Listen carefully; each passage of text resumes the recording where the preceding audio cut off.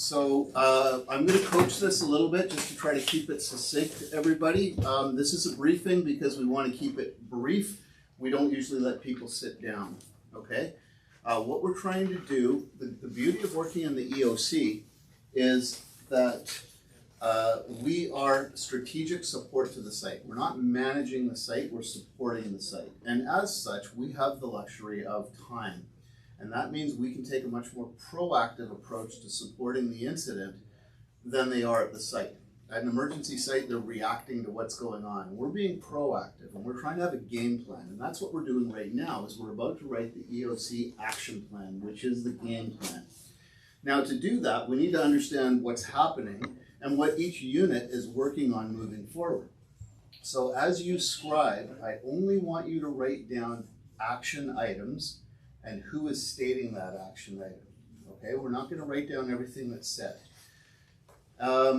You were asked to put together status reports by meeting with your teams. Those status reports identify what is happening in your area of responsibility, not what's happening at the incident site. Operations will brief us on that momentarily.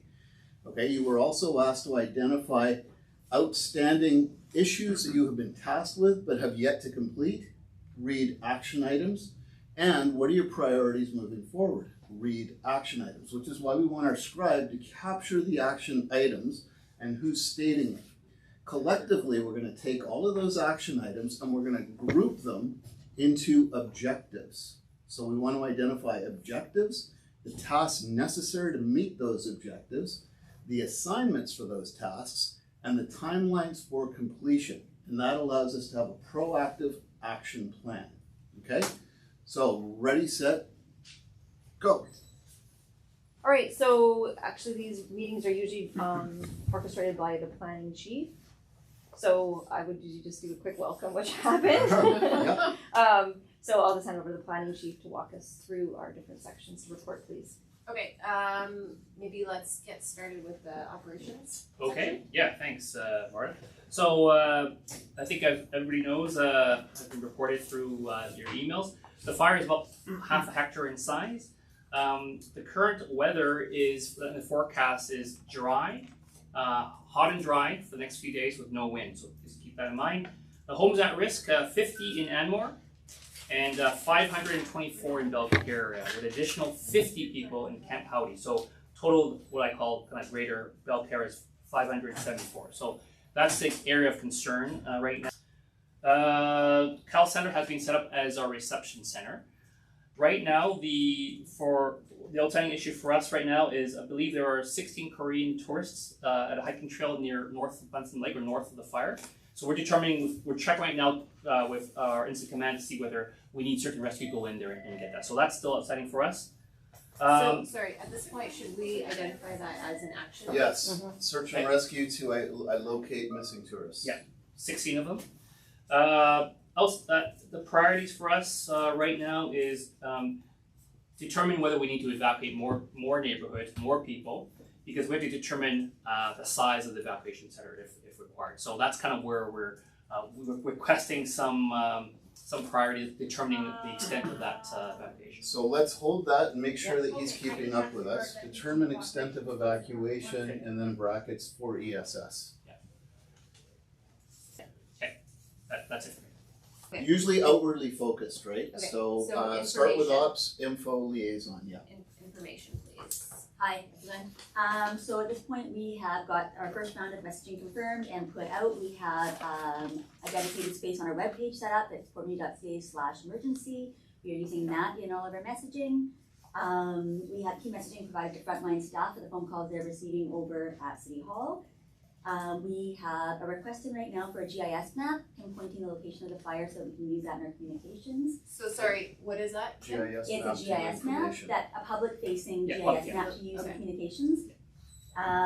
We have 2 media inquiries right now waiting. We've got a phone call that needs to go back to CKNW, and we have an interview on video request. Follow up on media requests. So pending the results of this and the situational report, I believe that we get after this, we can move forward with responding to the media inquiries.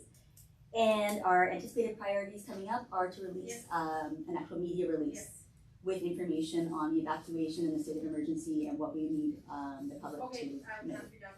Okay, thank you so much. Who do I write down for actions on this? GIS map, is that GIS then, or a person? Planning. Yeah, GIS unit, which is planning. Okay. Yeah, excellent. Yeah, that's what you want to be doing, is identify who's responsible for that. We Media? can go around later on and Okay. verify the timelines for that. Again, we've got the entire leadership of the EOC in this room. We need to keep this briefing brief so we can get them back in there. Okay, liaison next, please.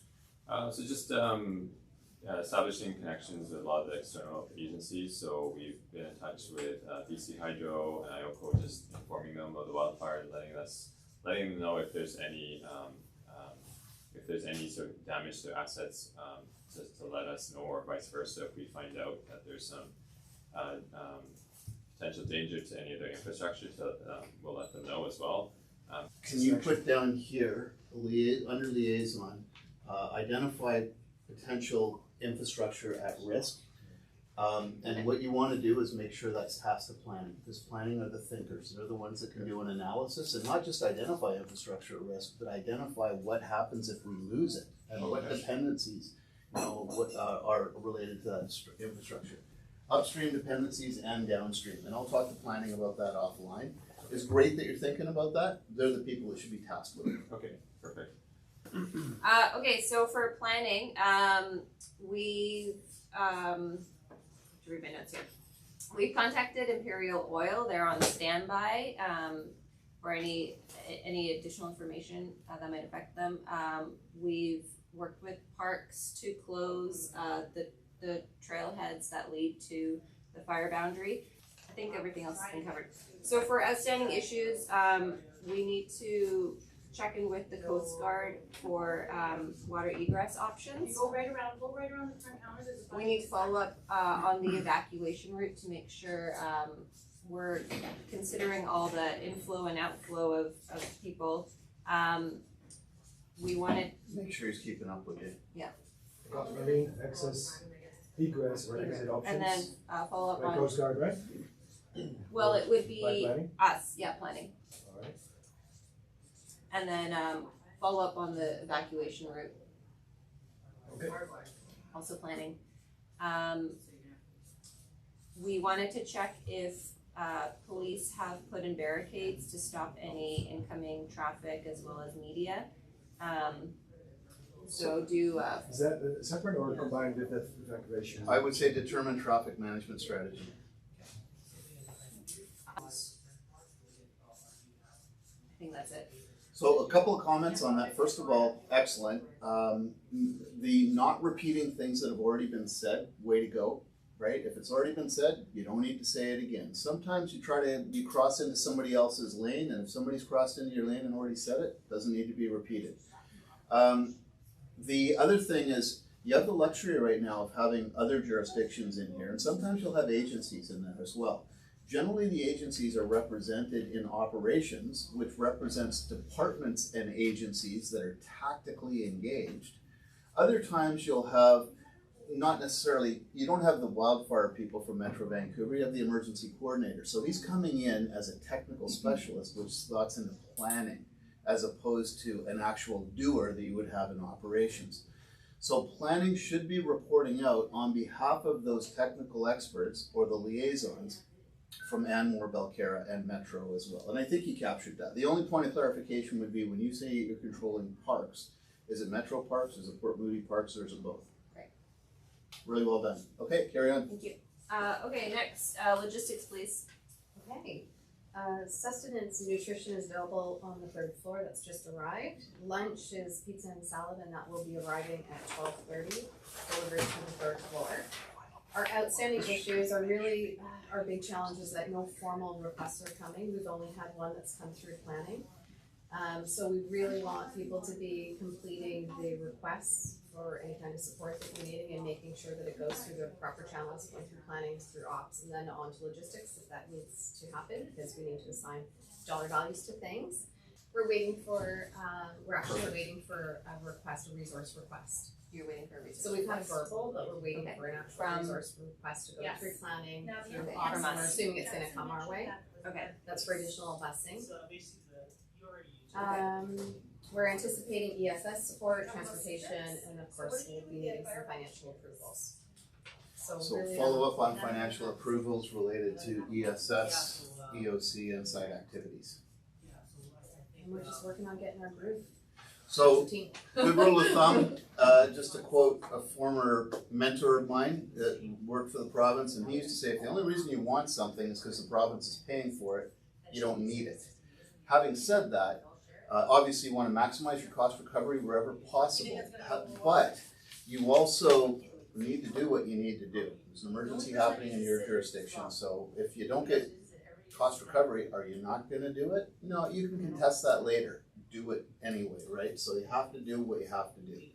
But if you can cost recover, the province likes to approve those costs before you have incurred them wherever possible. Finance. Quickly, an expenditure limit of $5,000 has been set up, and everything above that limit has to go through EOC Director Silva.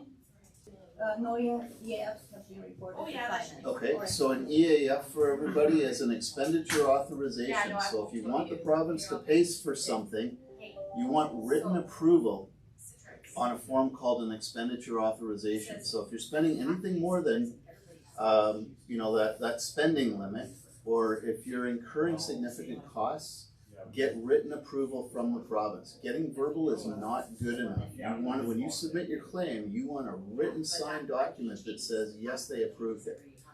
You can do that after you've spent if necessary. Again, don't delay necessary action because of paperwork, but wherever possible, get that approval signed, get verbal first and get signed as soon as possible.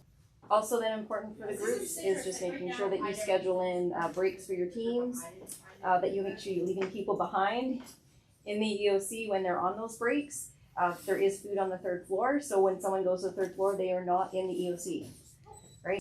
If I can just offer a quick observation, a good management team briefing is 20 to 30 minutes. You're under 20 minutes right now, which is excellent, and that's with me constantly interrupting you guys, so you've done extremely well on that. Okay, let's keep the director and the planning chief behind, everybody else back in the room, and we'll keep our scribe as well. And what's happening here in the EOC as well. So I would suggest we try to break it down into those four. There may be another one that also, I would suggest that the multi-jurisdictional coordination also fits into that site because it's figuring out who owns what. Support the site, support ESS, support evacuation, and the EOC. So again, and we'll come up with a nice warm and fuzzy statement that's our objective that says, to support and facilitate safe and effective evacuation of citizens at risk or something like that, right? Okay, so when we're looking through here, this 16 tourists, where does that fit in? If we're trying to get search and rescue out there to find them or what have you? Well, it could be evacuation or it could be site here as well. We're probably gonna have plenty on site. Let's call it evacuation because we have people who are not able to evacuate. So let's put a big E there. There you go. E. So, but who's actually, because search and rescue is external, so who in our EOC is going? Yeah, it would be law enforcement. So evacuation in BC is Another the colors? responsibility of law enforcement. Okay. So that doesn't necessarily mean a cop has to be knocking on every door, but it means law enforcement needs to be coordinating. Yeah. Correct. So that would go to the police branch in operations. Okay. Okay. Determining the extent of the evacuation, that one's already labeled, so we want to know how many evacuees are we getting, right? Who's going to tell us that? ESS is going to find out. How are they going to know? They're going to talk to Anmore, Belcara, the parks. How many people do you think are coming out of there? Like, what are we planning for here? Yeah. I would also add underneath on this is acquire external support. You're not going to be able to manage that many evacuees with your ESS team. So let's start getting external assistance in there. And let's make that a different action item as well. Okay, verify jurisdictions. This is probably going to be your liaison officer working with the other jurisdictions to verify who owns what. And we'll call that site, okay? So let's put site down on that one. What about this one? debating whether it was evacuation or actually ESS? Determine the extent of the evacuation, let's call it ESS, because the purpose of it is to determine what the ESS capacity is. So Andre, the one you just asked about, it's an ESS area, but that work would be done by planning. There's Actually do that absolutely work. nothing wrong with having advanced planning, the APU, in the planning section, look at that for you. They are a think tank that can be given any project whatsoever. So yes, let's call that advanced planning, or APU. Okay? Yep. I'll make sure I understand it later. Okay, so it's achieving an ESS objective, but we're tasking planning with it. Absolutely. Coordinating evacuation, not sure what we said about this, but I would suggest setting priorities for evacuation notification is something else that planning can do. Who needs to know in what order? Who is at greatest risk? And even asking Anmore and Belcarra, do you have the capacity to do this? Because we're looking at it right now. We can work with you and get their liaison to come and sit down with you as well. Like it or not, you're the big brother here. And again, you know, if it's in one and not the other, it's not rocket science. What we want to do is have a written game plan that identifies who's responsible for what within what timeline. And we'll go around once we've got this written up and start writing timelines into it. GIS map, again, planning. This is publicly facing GIS map. So planning is doing it for the information officer. And the purpose for this is to keep people out of the area. So I would consider this to be site support. We're advising people where to stay away from, where the fire is, things like that. Okay, so we're going to task planning with that under site. So let's write site in there so that we know. Okay, you got it? Okay. Follow up with media information. That's probably an EOC thing. So let's call that EOC, information officer. Same with media release, info officer. Identify, holy cow. Structure risk, again, planning section. So advanced planning is doing that on behalf of site. It's really easy to get caught up in the whole evacuation thing and not realize, holy cow, there's power lines and radio towers and gas lines and and then not just knowing what's at risk, but understanding what the consequences of its loss are.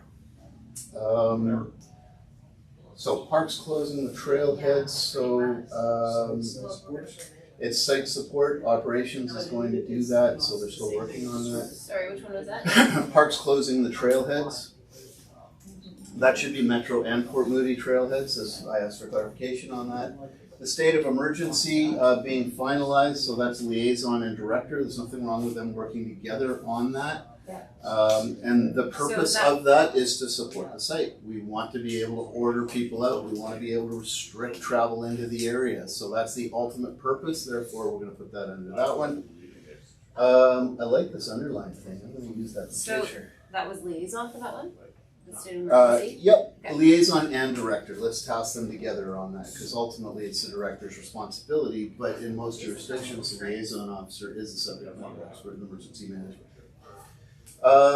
Marine egress option, again, planning, right? So Under you want to be, evacuation. yes, under evacuation. So you want to be heavy on your planning section. Sorry, so is that one site then or evacuation? I would say evacuation. Yeah, Did you call it site? evacuation. Yeah, let's call it evacuation. Good catch. Evacuation route planning, again, planning section, evacuation. Traffic plan, same deal. Those are pretty much the same thing, route planning, traffic planning, right? Where are your control points though? You wanna stop counterflow as well, that's part of that. For the traffic management plan, like, so planning's responsible for coordinating that, but, like, are they making sure that ops is doing that? Yeah, so, you know, you've caught on to something that I try to teach in emergency management that is really not well understood, and that is having a static group in advanced planning. You don't, like, who should be in advanced planning depends on what the hazard is, right? Hazardous materials advanced planning, where's our cleanup going to be, where are our catch basins, what resources do we need, are very different than it might be for wildfire or flooding or something. So I usually recommend having a couple of people in advanced planning that drive process, but actually doubling up in your EOC on representatives that have subject matter experts, like PSS, like fire branch, like police. So that even if it's a fire prevention officer that can sit and man the phones while the assistant fire chief is sitting in the advanced planning, talking about what this hazmat, means and what have you. So I believe that the best advanced planning units are actually put together by the subject matter experts that are in operations. But to extract them out of operations and borrow them for a while means you need depth in operations so that they are backfilled. Okay, so determine busing needs for evacuation.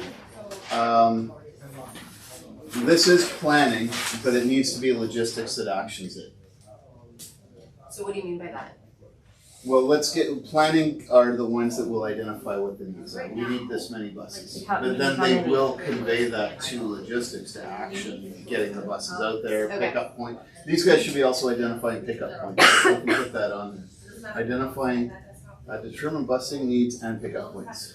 So Marta, for your purposes, you would be identifying the number of people. And then we would be Because to they might be logistics. procuring a 15-person bus or a 40-person bus, right? You're getting a lot of tasks out of here. So if you find that you're overwhelmed, ask the director, can we divert a couple of people into, but use those people that you've got from other jurisdictions.